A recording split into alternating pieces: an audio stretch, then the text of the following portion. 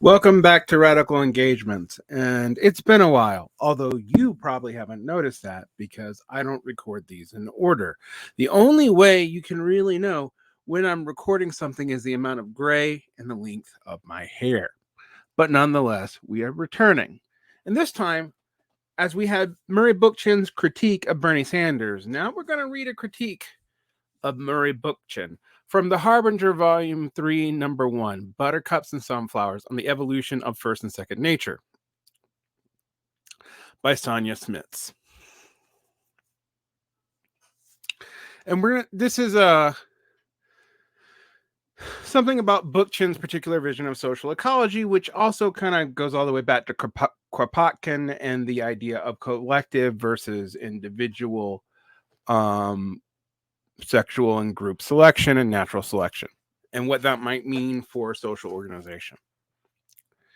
I'm going to share my screen so you can follow along, since this is available freely on the internet, and you will find it in the show notes if you want to read it on your own.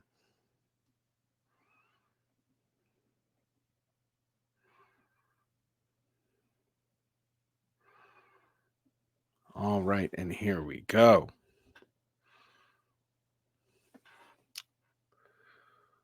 One remarkable feature of social ecology is that Murray Bookchin's vision of the ecological society goes beyond the development of ecotechnologies and organic agriculture, but expands into the philosophical realm through dialectical naturalism. Asterisk. Dialectical naturalism was supposed to be Bookchin's advance on dialectical materialism. In other words, taking the natural world in a more holistic frame than just its individual material components and put it in a systemic frame. In some ways, even though Bookchin thought he was critiquing Marxism, I think John Bellamy Foster and Paul Burkett point out that this is actually implicit in early Marx and early Marxism, that there's a systems thinking. There are also times when Marx and Engels deviate from this, but they develop it as well. All right. Anyway, Murray recognizes the importance of healing the seemingly desperate relationship between nature and culture, first and second nature, are, to put it, this is Varn interjecting again, or to put it in terms that Marxists might talk about man as product of nature, as part of nature, and man as force of nature, as actor in nature. All right. So culture is man as actor in nature, and nature is something of which man belongs, and human will degender it. By reminding us of the developmental relationship between them, dialectical naturalism, the dialectic between first nature, the biological, and second nature, the cultural. Now, I already, think that the division between culture and biology is a little strange and also a little hard to parse once you start thinking about epigenetics, environmental triggers, etc. Not that we can be culturally determinist on biology, but there's a stronger relationship between the two than was assumed in Bookchin's time. After all, epigenetics was barely a thing when Bookchin was writing, because genetics was just getting really mapped. We sometimes forget how new some of these fields really are. The human genome was mapped in my lifetime. All right. I'm only 43. Through his discourses on dialectical naturalism, Murray invites the participation of ecologists, biologists, and scientists generally involved in the subject of evolution. The following essay is an attempt at critique of one aspect of dialectical naturalism. It is also an attempt and also an invitation to other social ecologists to develop and refine Murray's important and provocative work on the relationship between nature and culture. For Murray, dialectical naturalism serves as a potential source for the objective ethics for developing ecological societies, as demonstrated by the following quote. Now, this is Warren talking. Anytime we start talking about an objective ethic without rooting that objective ethic in some subjective orientation, I start getting worried. Because normally what you're doing is naturalizing the orientation. You're naturalizing the teleos by pretending it is obvious or obviously rooted in some kind of objective criterion, which makes the subjective experience directly reducible to it.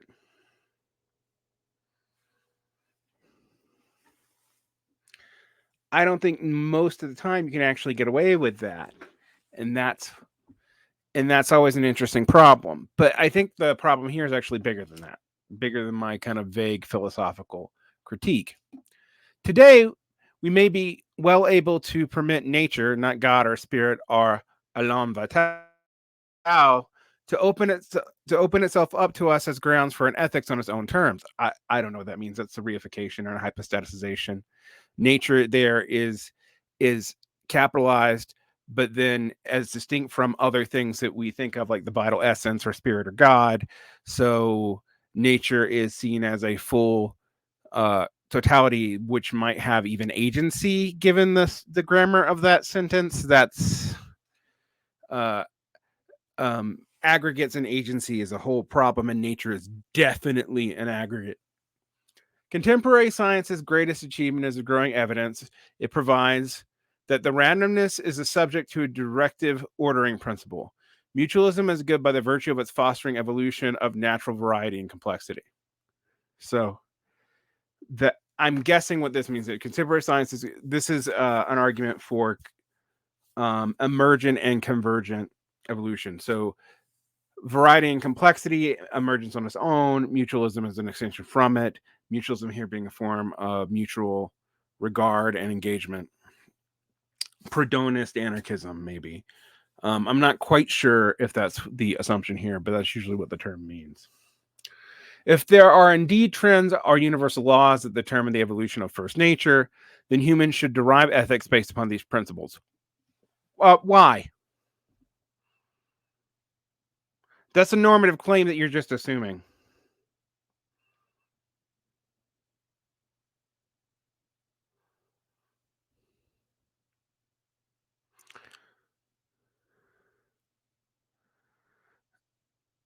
Like, why should we derive ethics from the first principles of evolution? That if then statement presupposes there's a reason, that reason is not particularly obvious to me.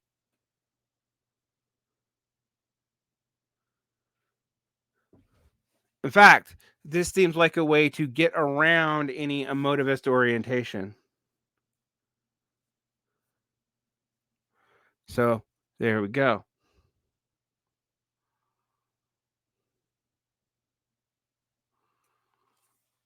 Murray is particularly interested in those trends that are compatible with anarchist principles.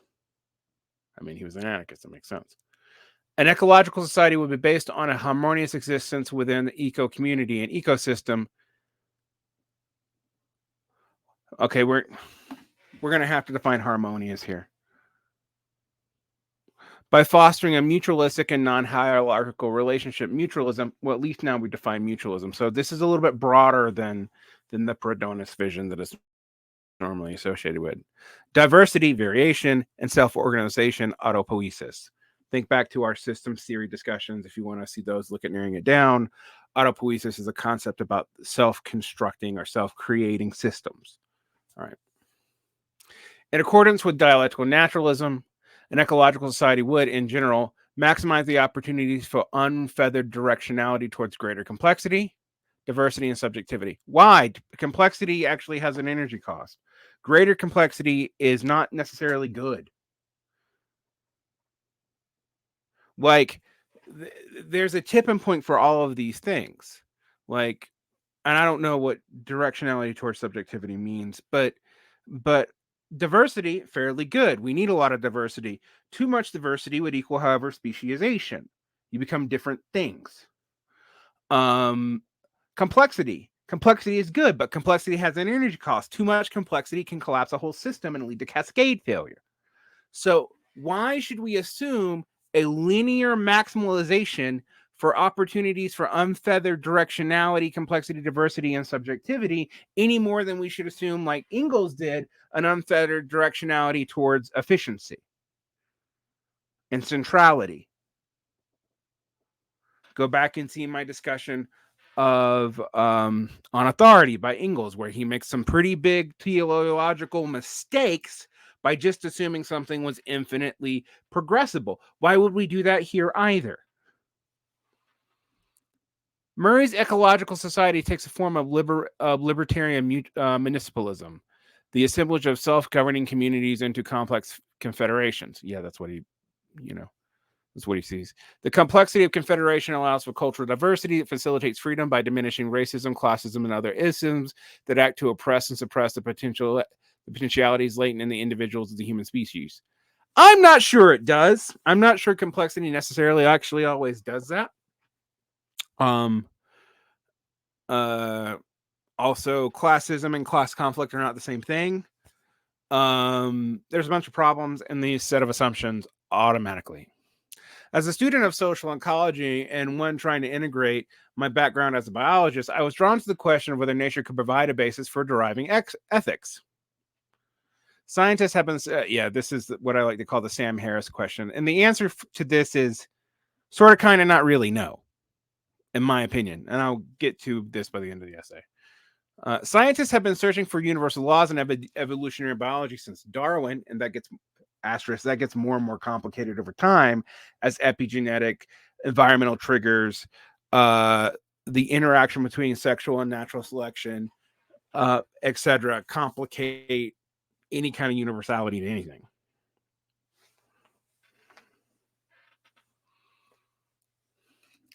They allow us to make predictions. In ecological sciences, they provide us with a basis for reconstructing ecosystems, restoration ecology, and informed decisions regarding the conservation and management of wildlife. The laws that determine evolution are not easily subject to testing by scientific methods as in ecology, nor their practicality obvious. In evolutionary sciences, there tends to be are more philosophical in nature, whether the tempo of evolution is rapid or gradual, punctuated equilibrium versus gradualism, whether evolution is goal oriented, it isn't, and whether evolution proceeds by increase in complexity and diversity. There's no reason to assume that complexity and diversity is good or bad in and of themselves, and whether it would proceed unilaterally in either. Murray's argument that the nature has directionality is ever greater complexity and diversity initially struck me as provocative, if not problematic. The existence of multicellular plants and animals is often used to argue that evolution proceeds by an increase in complexity. Yeah, except for all the single-celled organisms that still exist and are perfectly adaptive that don't need to get more complex. Sorry, guys. Evolutionary biology is still in the process of describing the extraordinary leaf-like took in transitions from the prokaryotic cells, bacteria, to the first eukaryotic cells, protists and protistas, and from these single-celled organisms to multicellular fungi, plants, and animals. And we really don't entirely understand that. One can interpret the progression favorably by emphasizing cooperative, mutual, communal, and mutualistic tendencies required by these transition, which is what Murray Bookchin does. Murray wants to equate the evolution of a confederation of multiple self-governing communities with the evolution of multicellular organisms. Asterisk, this is where I'm talking. That's at best analogous. I mean, all models are analogous. You can't have science without analogies. So that's not really a critique. It's just something to realize. Murray wants us to equate the evolution of a confederation of multi-self-governing communities with the evolution of multicellular organisms. This, however, is a darker side to this progression. The evolution of complex life forms a story rife with tension between the autonomy of the individual cell and the drive to assemble in the communities of cells for the sake of survival. This is not in itself this in itself is not incompatible with social ecology, but the assemblage of autonomous beings is usually accompanied by the reduction of the individual to a specialized and compartmentalized functions, aka this is part of Engels' argument about the development of centralization. Words that conjure images of authoritarian communism and fascist political regimes. Therefore, I would like to examine whether there is indeed desirable to derive ethics from what biologists know about the evolution of first nature. Aha, now we get here. I also don't think there's a good reason to derive ethics from this. The endo-symbiotic theory proposed by Lynn Margulis suggests that the evolution of eukaryotic cells may well have occurred by the ingestion, but incomplete digestion, of one bacterium by another about 1.5 million years ago. In the process, the undifferentiated soup of molecules that comprises the guts of the bacterial cells was organized into an assemblage of specialized compartments called organelles, each with separate functions like our own organs. The resulting eukaryotic cells harbor the remnants of the prokaryotic ancestors in mitochondria and chloroplasts, once intact, autonomous individuals, non dependent upon and part of a greater assemblage. Therefore, the evolution of the eukaryotic cell occurred at the expense of the autonomous bacterial cells, which are mere vestiges of what they once were, mitochondria and chloroplasts. The next level of differentiation revolves the assemblage of single-celled eukaryotes, protists, and the colonies of cells in the first multicellular organisms. Biologists see evidence of this transition in some algal species like Volvox. Volvox consists of a hollow sphere made up of a single layer of 500 to 600,000 flagellated cells that function in photosynthesis and in the motility of the colony. Other cells in the Volvox community function solely in reproduction, sex cells. Multicellular communities cooperate as a result of the simultaneous specialization of the function of individual cells and division of labor amongst them. The next step is the organization of hundreds of thousands of cells into tissues and organ systems. Not much is known about how these transitions occurred, but multicellular invertebrates with organ systems suddenly appear in the fossil record around 700 million years ago. Itacaria, Australia. Nevertheless, the same themes of reduction and specialization are observed in the evolution of multicellular fungi, plants, and animals. See what I was saying? There's no reason to assume a clear teleosis like Bookchin does. An example from the plant kingdom, the buttercup and the sunflower, will illustrate how themes of specialization and reduction resurface in the evolution of complex multicellular organisms. The buttercup flower is considered primitive, meaning it's one of the earliest flower structures observed in the fossil record and several million years older than the sunflower lineage. There are more ancient lineage among flowering plants, but I am choosing the buttercup lineage because everyone can picture them. Each part of the flower is distinguished and together comprises a reproductive organ, the buttercup flower. It has 5 green sepals, 5 yellow petals, many single stamen, male flower parts, and many pistils, female flower parts, that develop into little fruits called achenes. An initial inspection of sunflower does not appear much different. It has many green sepals, yellow petals, stamen, and pistils. Although the sunflower looks like a buttercup, its structure is deceivingly different. The sunflower is a community of individual flowers, each with a specialized reproductive function. The outer flower, each has one yellow petal. Their pistil and stamen are inactive or non-existent. On the other hand, the petals of the inner flowers have infused into a yellow tube, and the pistil and stamen are still functional. The outer flowers with petals function to attract pollinators, while the inner tubular flowers produce seed. The buttercup and the sunflower represent 2 levels of complexity. The buttercup is a simple flower of many parts that produces many seeds, while the sunflower is a community of many individual flowers with specialized function, each producing a single seed. The buttercup is an autonomous individual capable of reproduction, while individuals of the mega sunflower community cannot function autonomously anymore and must reproduce as a unit. I've often thought that Murray's libertarian municipalism is like a sunflower. Each self-governing municipality is a single flower, where a meta-sunflower community represents a confederation. But upon closer examination, the analogy is inadequate. Absolutely, I totally agree with you, Miss Smith, Dr. Smith. I don't know, biologist Smith. The evolution of complexity in plants is not compatible with, nor can be equated with, the kind of complexity and diversity Murray envisions as facilitating freedom in his libertarian municipalities. The sort of reduction, specialization, and loss of autonomy observed in the evolution of the multicellular organisms is more compatible with the functioning of a nation state or the fascist political regime.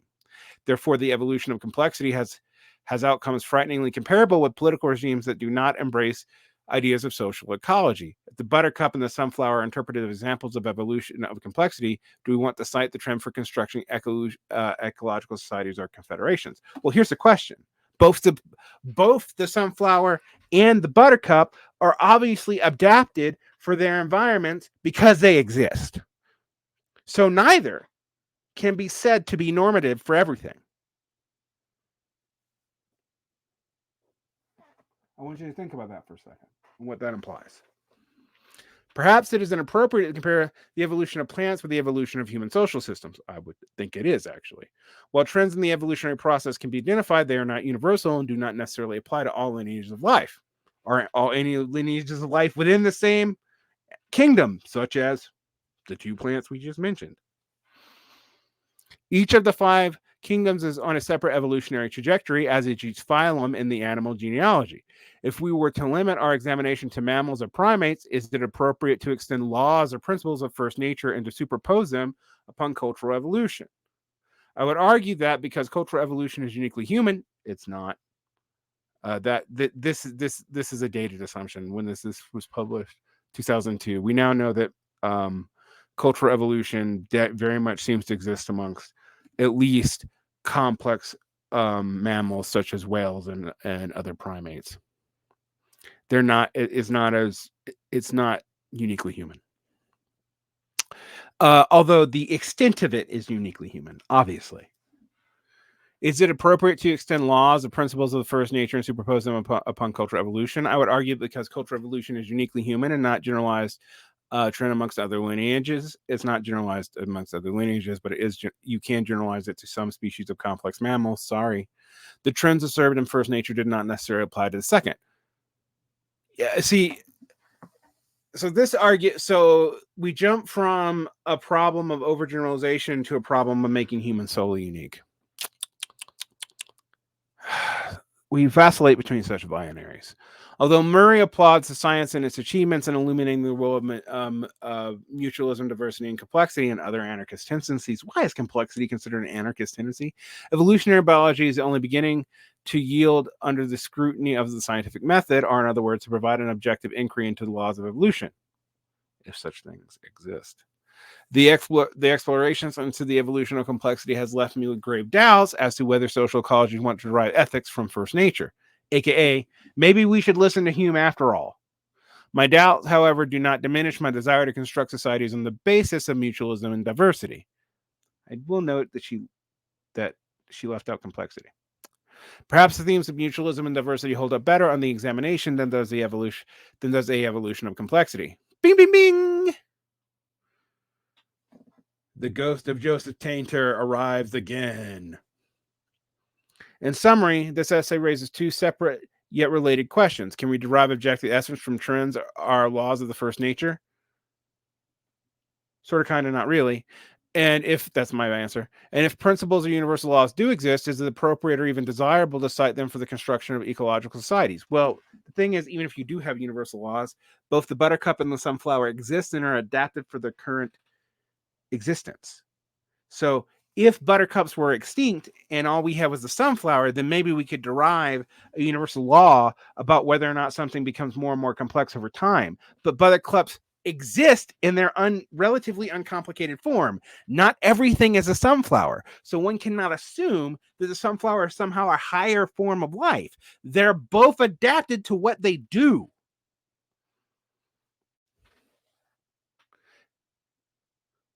I would reserve an examination of these questions for future essays and invite other social ecologists to join in the inquiry. I'm going to show this in show notes. So I agree with most of this essay with a couple of caveats. One, I do think you can derive how to achieve principles from nature and from watching things in nature. But I don't think you can achieve the principles just from that. And thus, there is no way to just scientifically or positivistically come up with an objective set of ethics. One can only reason objectively about a set of principles, which one can probably not derive from objective ethics, even if one does believe those principles lead to a more fulfilling and functional life. Similarly, attempts to generate social ecology by analogies to plant structures is not a whole lot better than attempts to justify contemporary complex society as being normative and actually progressing linearly based off of, in quote, increasing complexity in nature. As noted, both the buttercup and the sunflower actually exist and both function. The buttercup is still around because it is perfectly functional. If it was not, it would be extinct, taken out by evolution.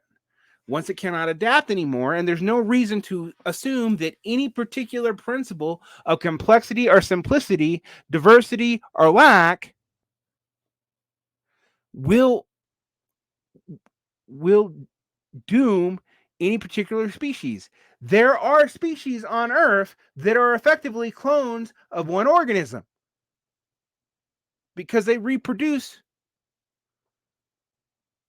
unisexually and do not involve recombinations of DNA. There's not a lot of things like that. It's not optimal because something can very wipe that out, but some of those things very much exist. Attempts to pick a form of life and say that that is normative for all human society because it's a particular form of life that exists is almost at the expense always of other forms of life that exist. Thus, all attempts to derive an is from the of culture from the ought of nature is limited by our picking what nature we want to base it on. Marshall Solins talks about this. Richard Laurentin talks about this. Stephen Jay Gould talks about this. Hell, even some of the social biologists talk about this.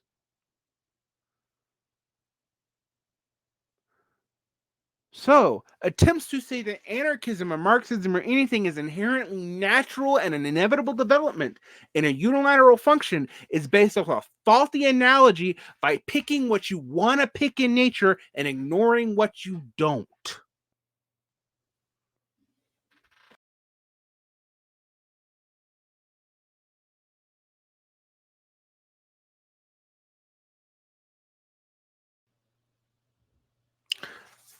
I would like to thank my patrons, and including the kind of Kohanas, which make this possible, including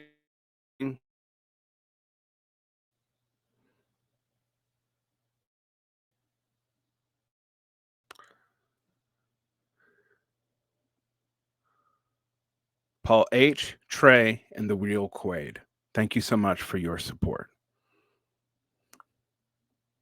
Like and subscribe, hit the bell, share, and share alike.